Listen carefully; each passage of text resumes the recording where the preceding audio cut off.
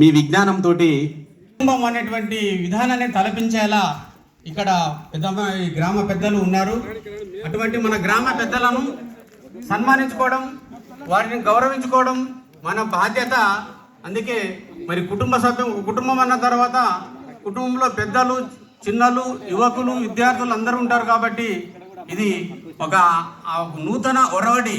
మా ప్రధానోపాధ్యాయులు మరియు కరాటే మాస్టర్ శ్రీ సత్యనారాయణ గారి చేతుల మీదుగా ఈనాటి విచ్చేసినటువంటి గ్రామ పెద్దలు, విద్యావంతులు, శ్రీమూర్తులు, విద్యార్థుల తల్లిదండ్రులు, యువకులు, రిటైర్డ్ ఉద్యోగస్తులు మరియు ఇంకా అనేక వివిధ హోదాలలో పనిచేస్తున్నటువంటి వ్యక్తులకు ఈరోజు పాఠశాల తరఫున మా ప్రధానోపాధ్యాయుల గారి చేతుల మీదుగా